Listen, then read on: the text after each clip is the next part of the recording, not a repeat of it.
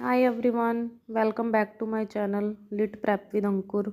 आई hope आप सब अच्छे होंगे और मन लगाकर अपनी पढ़ाई कर रहे होंगे। तो आज हम जॉन कीट्स को डिस्कस करेंगे और उनके मेजर पोएम्स को डिस्कस करेंगे इस वीडियो में।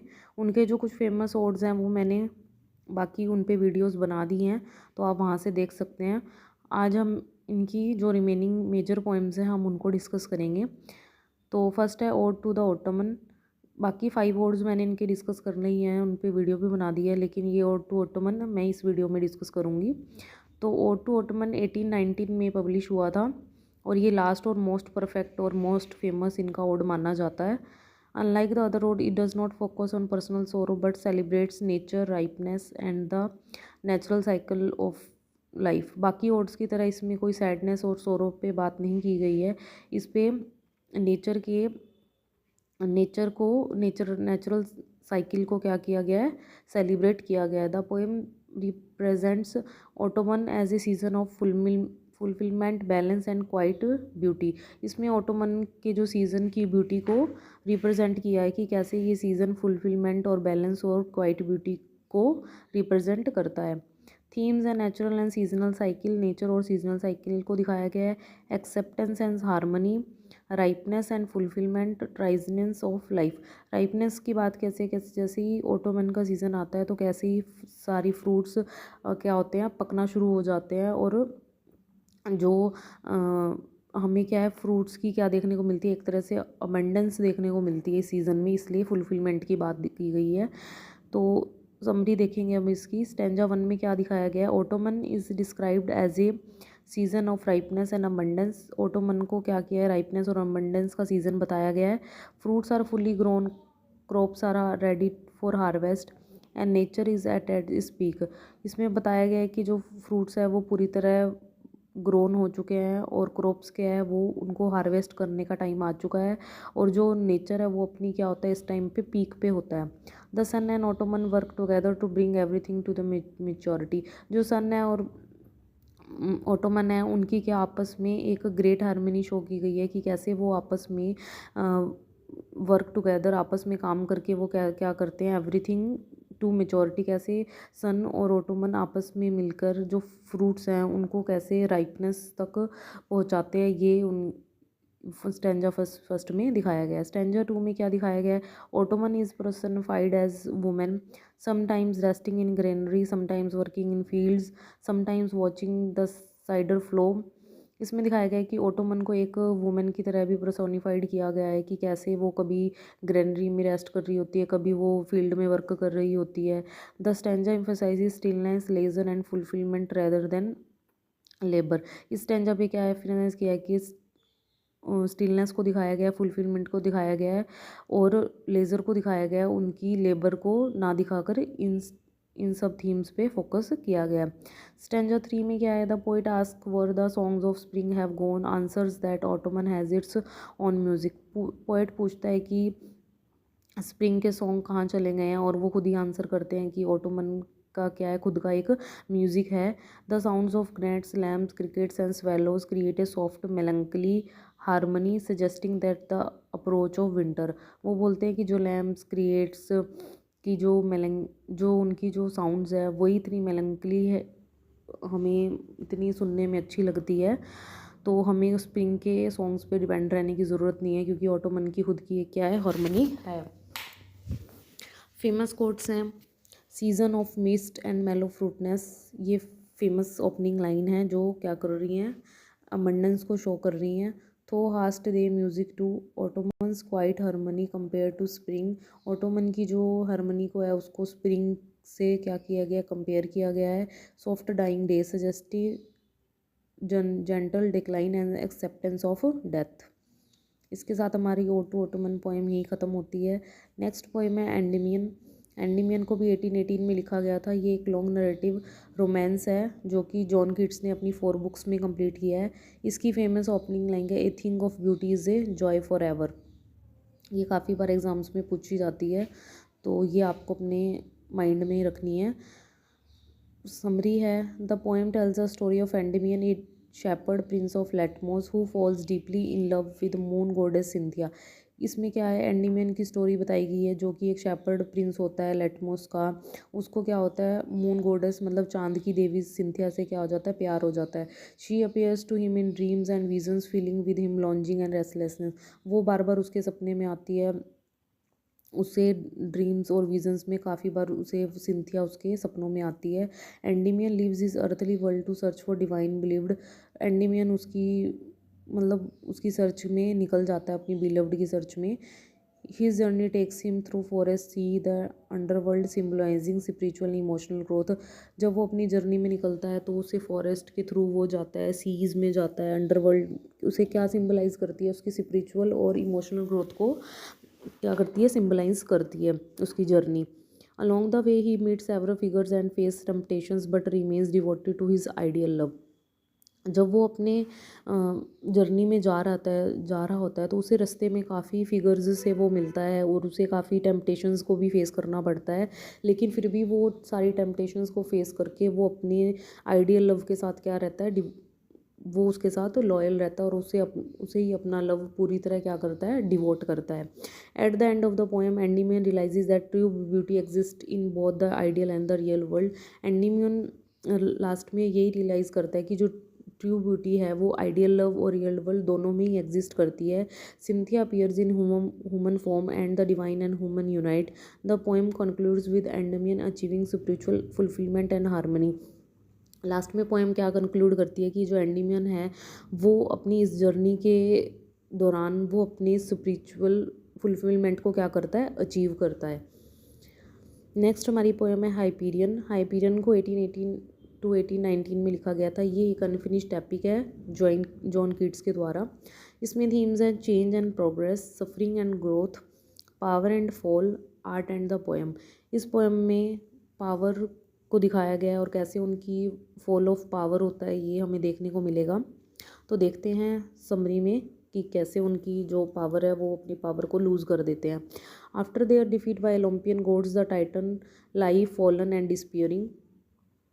ओलंपियन गोड्स से हारने के बाद टाइटन क्या होता है, अपनी वो मतलब अपनी हार को क्या कर रहा होता है, अपनी हार के कारण वो अपने दुख में जा चुका होता है।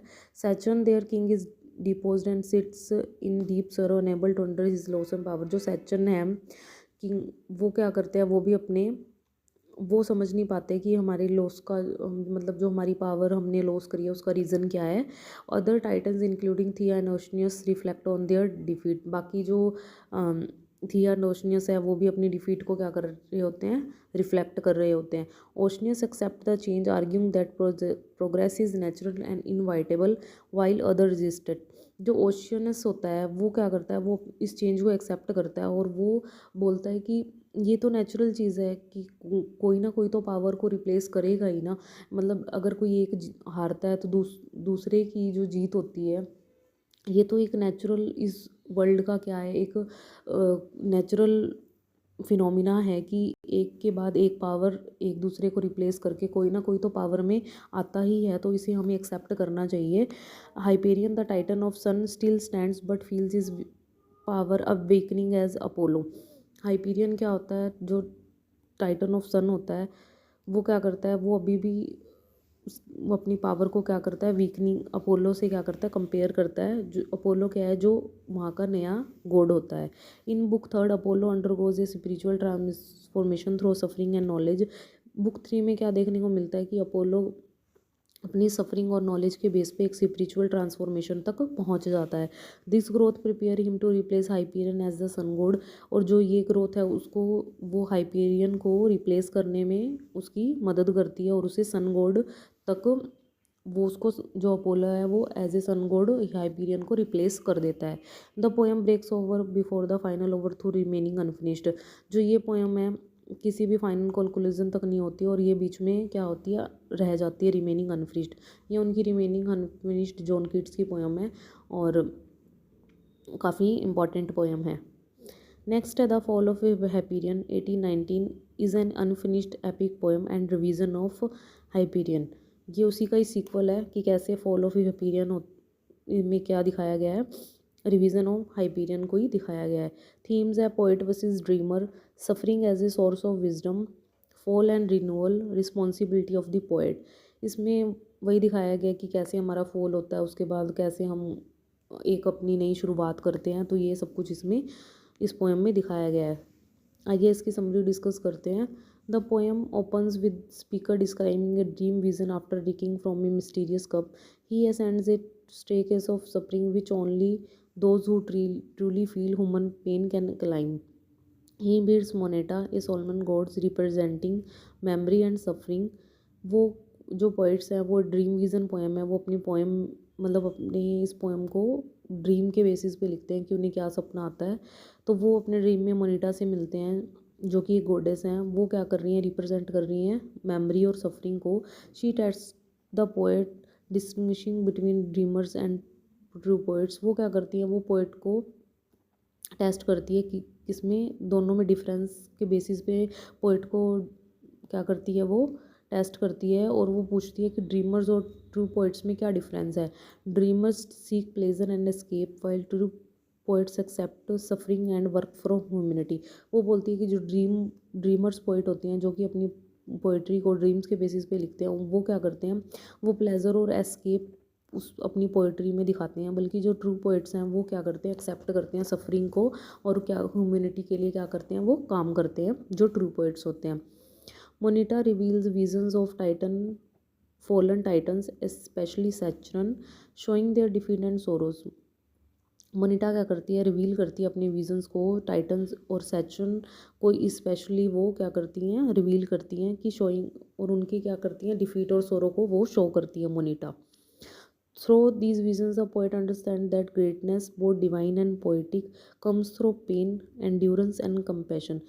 इस विज़न से पोइट क्या अंडरस्टैंड करते हैं कि जो ग्रेटनेस है वो हमें दोनों तरह से मिलती है, डिवाइन की वे ऑफ डिवाइन से भी और वे ऑफ पोइटिक से भी। और ये दोनों चीज़ें आपस में मिलकर हमें क्या करती है, मतलब हमें पेन से, एंडोरेंस से और कंपेंशन से क्या करती हैं, बाहर निकालती हैं।